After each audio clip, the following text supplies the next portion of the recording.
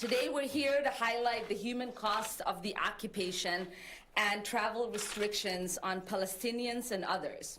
As many of you know, I had planned to travel to Israel and Palestine to hear from individuals on the ground about the conflict so that I could be more informed as a member of Congress and as a member on the Foreign Affairs Committee.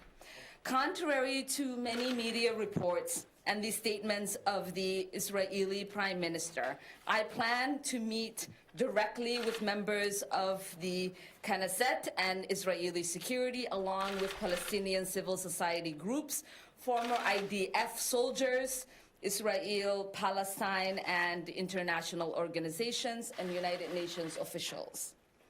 Leading up to the trip, I met with constituents holding a wide range of views on the conflict. All the activities on my trip had been done by members of Congress in the past, including a nearly identical trip a few years ago led by the very same Palestinian organization leading this trip. In addition to me and Rashida going on the trip, we were going to be joined by Stacy Plaskett from the Virgin Islands. The decision to ban me and my colleagues, the first two Muslim American women elected to Congress, is nothing less than an attempt by an ally of the United States to suppress our ability to do our jobs as elected officials. But this is not just about me. Netanyahu's decision to deny us entry might be unprecedented for members of Congress, but it is the policy of his government when it comes to Palestinians. This is the policy of his government when it comes to anyone who holds views that threaten the occupation, a policy that has been edged on and supported by Trump's administration. That's because the only way to preserve unjust policy is to suppress people's freedom of expression, freedom of association, and freedom of movement. My colleague and I are not the only ones who are being denied the right to see for ourselves the reality on the ground on the West Bank. The Netanyahu government, for example, is currently trying to deport Omar Shakir, a human rights worker with Human Rights Watch, because he has reported on human rights conditions in the West Bank and Gaza. Last year, the Netanyahu government refused entry to American citizen Catherine Frank and my friend Vince Warren, who had arrived on a human rights mission. All of these actions do nothing to bring us closer to peace. In fact, they do the opposite. They maintain the occupation and prevent a solution to the conflict. Fortunately, we in the United States have a constructive role to play. We give Israel more than $3 million in aid every year. This is predicated on their being an important ally in the region and the only democracy in the Middle East. But denying visit to duly elected members of Congress is not consistent with being an ally, and denying millions of people freedom of movement or expression or self-determination is not consistent with being a democracy. We must be asking, as Israel's ally, the Netanyahu government stop the expansion of settlements on Palestinian land and ensure full rights for Palestinians if we are to give them aid. These are not just my views. These are the views held by the range of experts, peace advocates on this issue.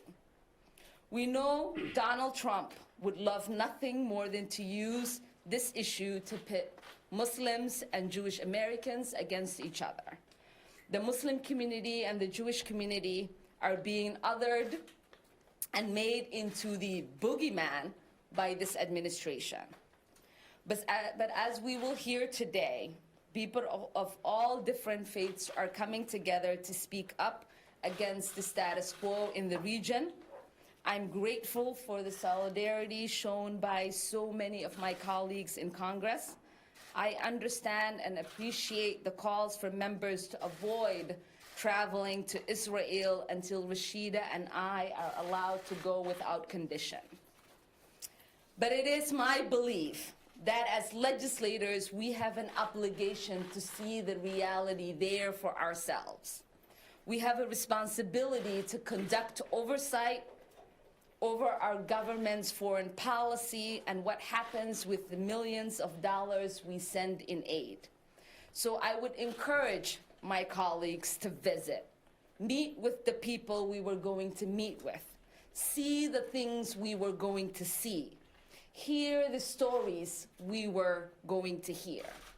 We cannot let Trump and Netanyahu succeed in hiding the cruel reality of the occupation from us. So I call on all of you to go. The occupation is real, barring members of Congress from seeing it does not make it go away. We must end it together. Now, it's with honor that I introduce my sister, Rashida Tlaib, who has been so brave and resilient and someone who has deep connections to the region and someone who I would have loved to have met her city. Rashida Tlaib. Thank you so much to my dear friend and colleague, Congresswoman Ilhan Omar, for inviting me to her district to join you all today. I am incredibly thankful for her leadership and strength through all she has been dealing with as a woman of color in Congress. I don't know how she does it sometimes, but the outpouring of support we have received from our constituents and supporters across the country shows us how important it is to keep fighting for justice. Today, Reps Omar and Plaskett and I were supposed to be on a congressional trip and delegation to the Palestine and Israel. And such delegations are common occurrence for members of Congress. Earlier this month, in fact, 71 other members of Congress traveled to Israel, seemingly without incident. What is not common occurrence is members of Congress being barred from entering a country on these fact-finding missions unless they agree to strict set of rules curtailing their rights or being required to submit their itineraries for stop-by-stop pre-approval. History does have a habit of repeating itself. I learned this week that a former member of Congress, Congressman Charles C. Diggs, Jr., was denied entry into apartheid South Africa in 1972. He was also the representative for the 13th Congressional District in Michigan. I was born and raised in the beautiful Detroit, where many of my African-American teachers taught me about the realities of oppression, injustice, and the need to speak up and take action. Growing up in a city that has been at the center of many social justice movements for civil rights, labor rights, and equality, and absorbing those lessons has shaped who I am today and drives me to push for peace and justice for the Palestinian and Israeli people. As a young girl visiting Palestine to see my grandparents and extended family, I watched as my mother had to go through dehumanizing checkpoints.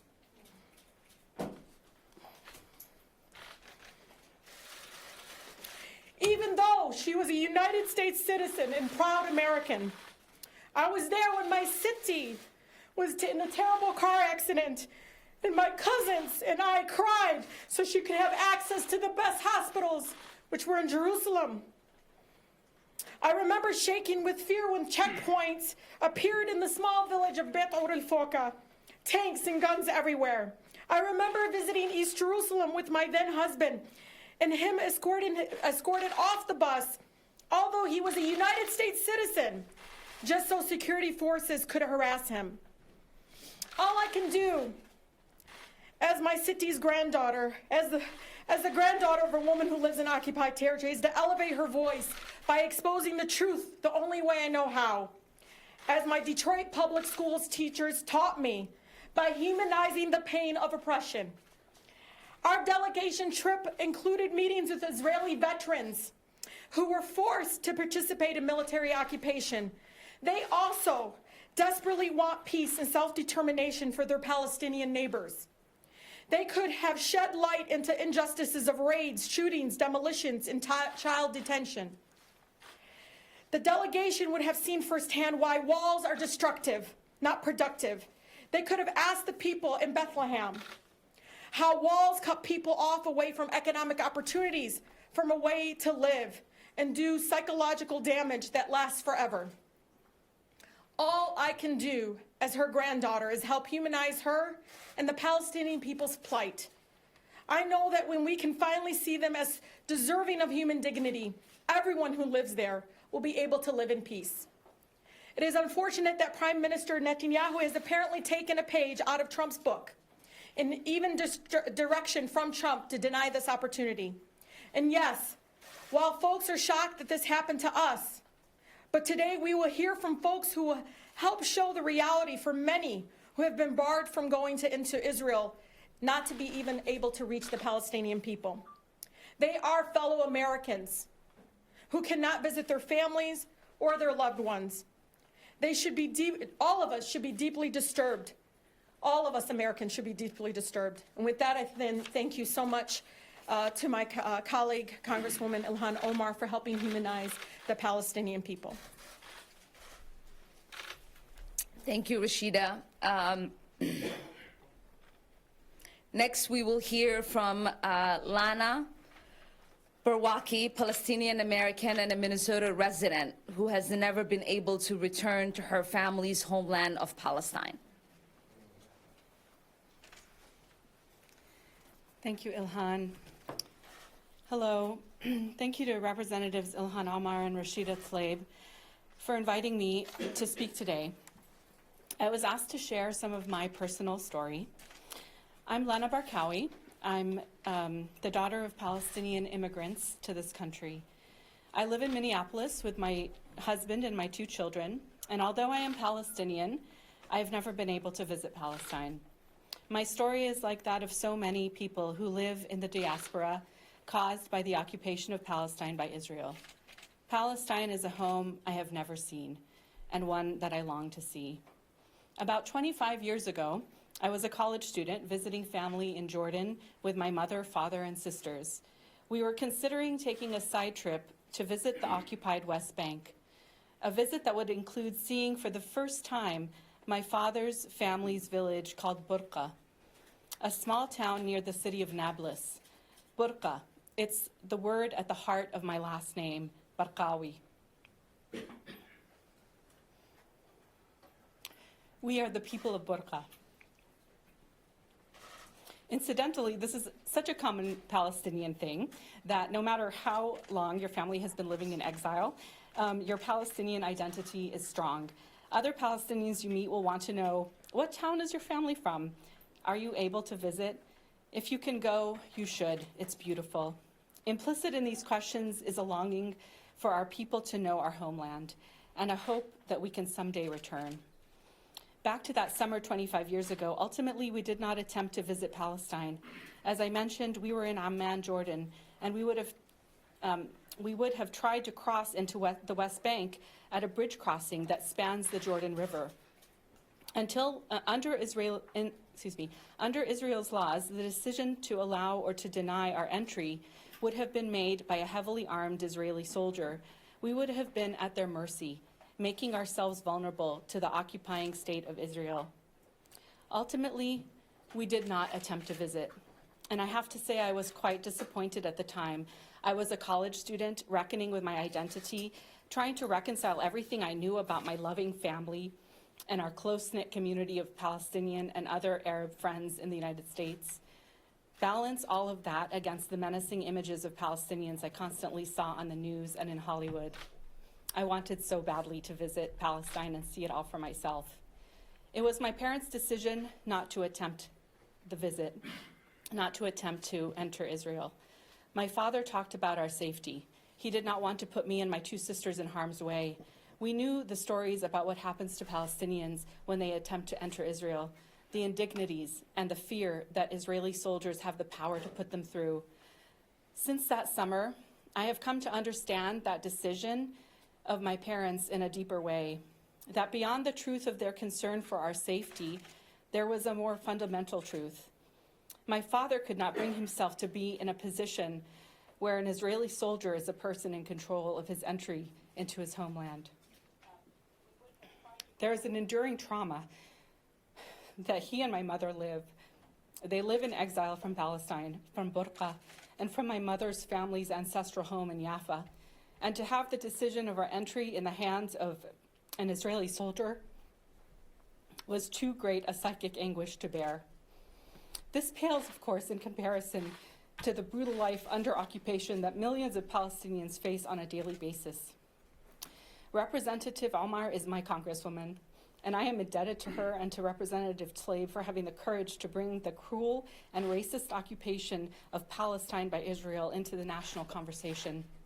The dispossession and displacement of Palestinians is a human rights issue. It's an issue of injustice, of justice. As U.S. citizens, Representatives Omar and Tlaib should be free to visit Israel, a country that calls itself a democracy, to learn for themselves how the United States' annual military and financial aid of $3 billion are spent. They should be free to defend U.S. citizens' rights to financially resist Israeli policies by participating in the peaceful boycott, divestment, and sanctions movement, a movement inspired by the effective campaign that dismantled the apartheid system in South Africa a few decades ago. Representative Tlaib should be free to visit her elderly grandmother, her Siti. For Israel to deny a family visit or to make it conditional is truly inhumane. Traveling, learning, resisting, visiting family, these are freedoms that we think we have as citizens of the United States, freedoms that should be upheld by our democracy and by that of Israel if it were the true democracy it claims to be. In my day-to-day life, I have the privilege to work with Arab and other Southwest Asian and North African artists, poets, and filmmakers, making space for their necessary work in a culture that is preoccupied with marginalizing and silencing our community. I'd like to end by reading a poem by the Palestinian-American poet Lina Khalaf Tufaha. Upon arrival, you will need to state the reason for your visit. Don't say, because I want to walk down old roads and caress stone walls the color of my skin. You will need to state the reason for your visit. Don't say, because olives are ready for harvest, and I will coax the fruit from the trees, press it into liquid gold. You will need to state the reason for your visit. Don't say, because my parents' house still sits empty on a bluff overlooking the sea, the green shutters my grandfather had just painted remain sealed shut, and the army listed the property's owners as absentees. You will need to state the reason for your visit. Don't say, because I am carrying prayers in my suitcase for a people who wait, and I'll unfold them, embroidered linens of verse, and spread them out across the land. Thank you.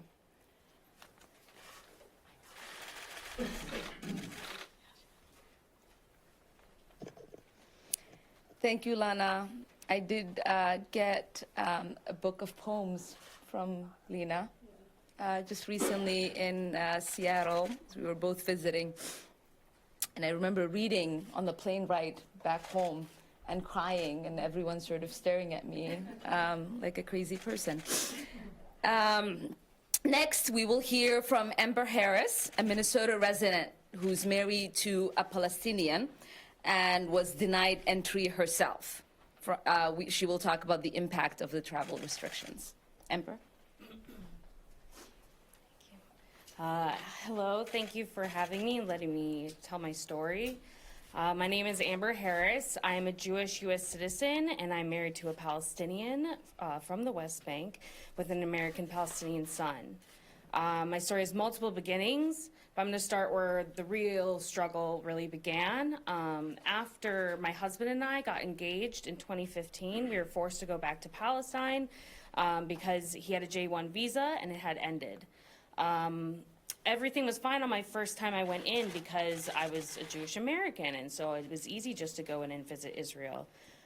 During my 3-month stay in the West Bank, my husband and I got legally married, and the Palestinian Authority informed us that for Israel to give me my spousal visa, we had to leave and come back.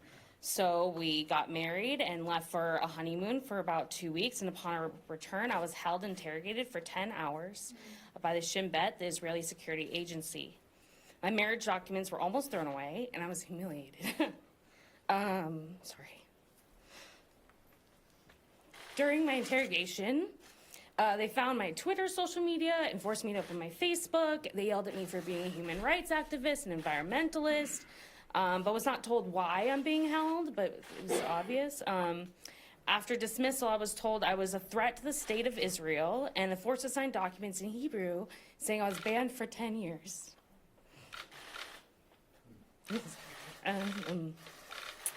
Because my husband was not allowed to come with me back to the U.S. because of visa stuff, he couldn't get a visa, I was forced to say immediately goodbye to him, turn around at the border, and go back to the U.S., not knowing when I'd see him again. But because I am privileged, I have access, and we are able to get a Jewish Israeli lawyer. It took about 4 months to help us get a solution to this, and basically they came back and said that I can attempt to come back they would want to reinterrogate me, confiscate and search all of my belongings, my electronics, open my social media, and ask for a security deposit. They might ask for a security deposit averaging $10,000 to $22,000 USD, which they would give back if I left. We were forced to borrow money from my family, which is a privilege within itself. And I returned again and was held in the Albany Bridge for 6 hours and eventually spoke again to a Shin Bet officer. He taunted me, trying to figure out, asking me why I was banned, and I didn't know because I wasn't told, my lawyer was never told. He eventually said it was because I participated in violent riots and protests. I was confused and trying to figure out where he was coming from, but he shushed me and told me that I'm going to be allowed into the West Bank this time, but I'm under surveillance, and I believe them. So I was allowed, but I was not allowed into Israeli proper. I was only allowed into West Bank, so it was West Bank only visa. And the only conclusion I can come up with all of this is that they were punishing me for my activities in the protests of Ferguson, Missouri. I was punished for the freedom of speech in my own country. And since then, I have faced hurdles and restrictions in entering the West Bank and getting my visa. And I want to make this clear that my story is not unique. Representative Rep. Omar, Rep. Tlaib, Lana's story, and so many were not unique. Mine ends in a positive note because of my privilege as a Jewish white American, but these restrictions touch everyone. I know hundreds of stories of other women who are people of color, Muslims, especially Palestinian, who may never be allowed to return solely for the identities that they hold. Israel is denying U.S. citizens for their race, religious beliefs, ethnicity, and ultimately for their political activity within the U.S. The time is now for us all to stand up as Americans for our fellow citizens being denied basic human international rights based on freedoms that exist within our country. I want to thank Rep. Omar and Tlaib for giving us this opportunity, for speaking out and being strong, because it's people like them and actions like these that make a future that my Palestinian son can return and will always have a home to return to. And thank you for letting me tell my story.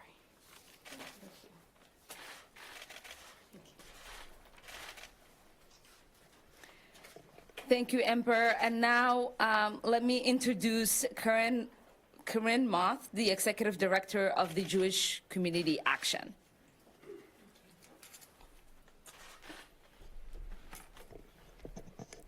Thank you. My name is Karen Moratz, and I'm the Executive Director of Jewish Community Action. We organize Jews statewide here in Minnesota for racial and economic justice.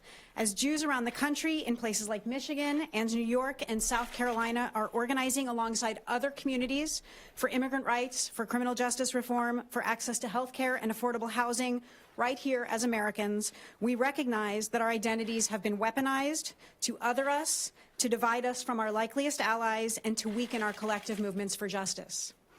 We recognize and resist the way that our community's values and diversity have been flattened and erased by a president and administration who seek only to use us as pawns in attacks against his political opponents.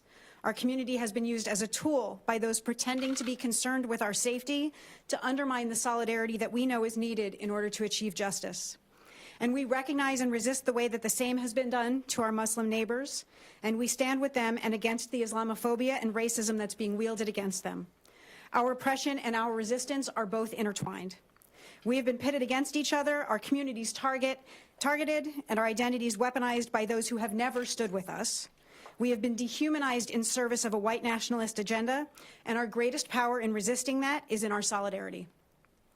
The President and this administration have engaged in a calculated campaign to label us all as something other than Americans, tribal above all else, to define our identities for us and to pigeonhole us, to tell us what issues we care about, and to tell us who our enemies are. While defending the actions of neo-Nazis, while running ads and raising money with anti-Semitic language, while lifting up the leadership of members of Congress who actively target us, they want to co-opt our freedom, define our oppression, and then use it to turn us against each other. But we will not turn away from one another. We will stand together, not just for our own safety and survival, but in pursuit of justice and peace everywhere. Thank you. Thank you, Karen. And lastly, we will hear from Rosa DeRucker from the If Not Now movement. Rosa. Thank you so much. My name is Rosa Drucker. I am here as a constituent of Congresswoman Omar, and I'm here as a young Jew. My Jewish values call me to defend the freedom and dignity of all people. It is because of these values that I organized with If Not Now, a movement of American Jews working to end our community's support for the Israeli military occupation over millions of Palestinians. The situation may be complex, but it is not complicated. The occupation is a daily nightmare for those who live it and a moral disaster for those who support it. What we saw this past week demonstrates Israel's desperation to hide the realities of the occupation from us. Palestinians are denied access to medical care, education, economic opportunity, and freedom of movement. The Israeli government receives billions of dollars from the US annually to enforce this cruel regime. When the Israeli government denies entry to our democratically elected members of Congress, they show us that they have something to hide. When American politicians try to silence Ilhan Omar and Rashida Tlaib, they are complicit in supporting the occupation. When political leaders peddle hate and sow mistrust, it impacts us right here in Minnesota, where we have seen an increase in hate crimes. When the political right tells Jews to fear progressive leaders like Ilhan Omar and Rashida Tlaib, they are weaponizing anti-Semitism for their own gain. I refuse to let my Jewish identity be used as a tool to incite Islamophobia. I reject the narrative that anti-occupation means anti-Jew. All of us should demand human rights for Palestinians. I stand by my Congresswoman in demanding accountability from the Israeli government.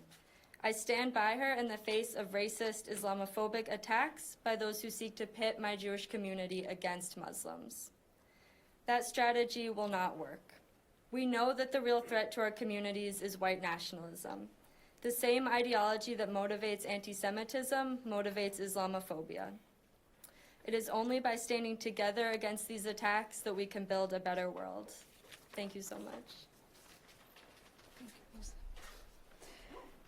Thank you, Rosa. And thank you all for being here in solidarity with us. I think before we open up for questions, I just wanted to say what often gets lost in this conversation is the fact that our work in uplifting all marginalized voices is historically documented. And, you know, there isn't really anyone here that we have not done work with. And Rashida talks about the beautiful Detroit community that she represents. The beautiful Blackest City. But I also represent Minneapolis, the heart of every progressive movement. And We did start the labor rights movement. I just want you to know. We died for the labor rights movement. Right. That's right, I'm just saying. And so it is just such an honor to be not serving with you only because we are the first two Muslim women to serve, but because we also represent people who understand and value this particular fight we are waging on behalf of all of oppressed people around the world. So we'll take a few questions. We have to get to a town hall in a little bit, so. Representative Omar, what's the reaction from your district? In particular, you do represent a number of synagogues, too. The reaction in my district has been an overwhelming outcry and condemnation of the particular action that's been taken by the Netanyahu administration and the urging of our president. I mean, people really are appalled in many ways. People feel like when you are a United States citizen, forget the fact that we are members of Congress. When you are the United States citizen, that your president, your ambassadors, your State Department works on your behalf. They defend you and fight for your right to freedom of speech, to freedom of movement, and to have an administration and a president and an ambassador that is not doing that puts fear in many people's hearts. They can't trust if they found themselves abroad or were thinking, someone was refusing them a visa, that their country would fight for them. Rashida earlier talked about Congressman Diggs, who was denied a visa to enter a then apartheid South Africa. The United States government, our ambassador, our State Department, our president fought to make sure that he got that visa, and he did go. And so for us, this isn't, right? Everything is beyond us, and there are a lot of people who currently feel like what is taking place is going to have a larger impact on them. Specifically, what about the synagogues, though, and the Jewish population? What have you heard?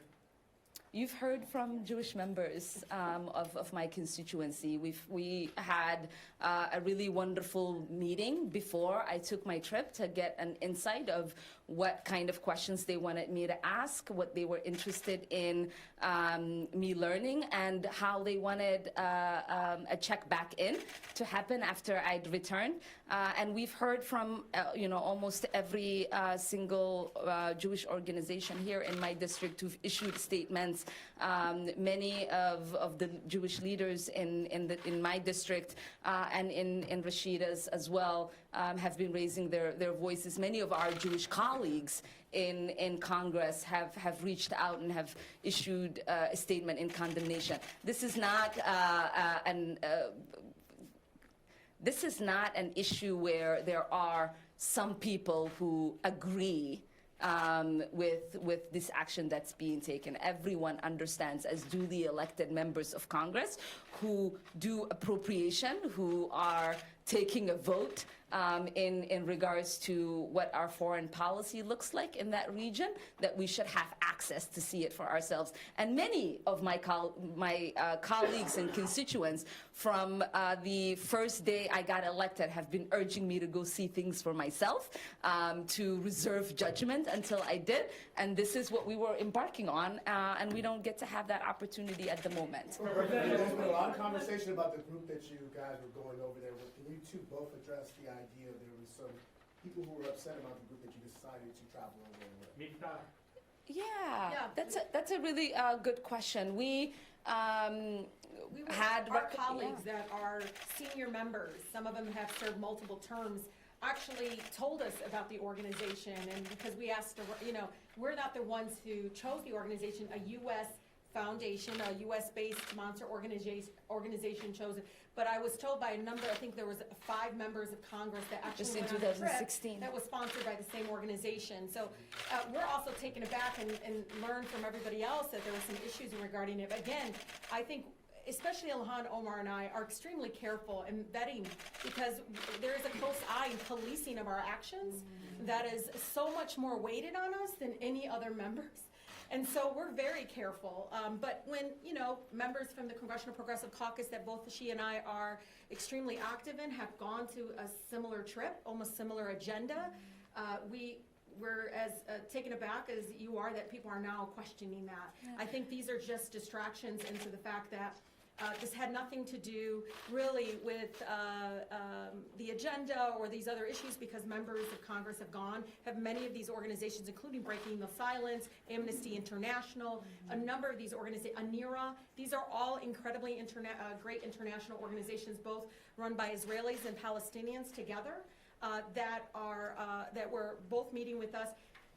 I think the focus is there's hiding of the truth and hiding that the occupation is happening, and they knew us setting foot there would basically bring attention to something that many of us feel is very much against international human rights. Representative Tlaib, you signed a letter agreeing to abide by Israeli restrictions if they allowed you to see your grandmother.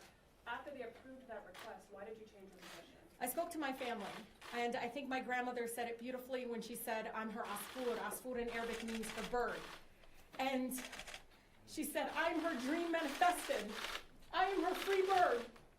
So why would I come back and be caged and bow down when my election rose her head up high, gave her dignity for the first time? And so through tears, at 3 o'clock in the morning, we all decided as a family that I could not go until I was a free American United States Congresswoman coming there not only to see my grandmother, but to talk to Palestinian and Israeli organizations that believed that my grandmother deserved human dignity as much as anyone else does. So it is something that I struggled with, and I talked to Sister Ilhan Omar a little bit about it. There's a piece of you that gets broken, especially when I grew up here. And I grew up in the most beautiful, blackest city in the country where you don't let anybody tell you you're less than or humiliate you solely based on your faith or your ethnicity. And as a United States Congresswoman, I could not do that to my grandmother. What I tell Rashida all the time is that you don't ever allow people to enjoy your tears. She says, stop giving your I tears. say that all the time. There are so so many people invested in our pain, in our struggle, in seeing us broken. See us bow down. And the one thing that is important to me more than anything as we fight for the most marginalized people is that we have our internal liberation carry us to external liberation. And there is no way. No, I told Rashida, before you send that letter, you should have called me. There is no way that we are ever going to allow people to tear us down, to see us cry, out of pain, to ever make us feel like our certificate is less than theirs. So we are going to hold our head up high, and we are going to fight this administration and the oppressive Netanyahu administration until we take our last breath. Thank you all. Have a great day. Thank you.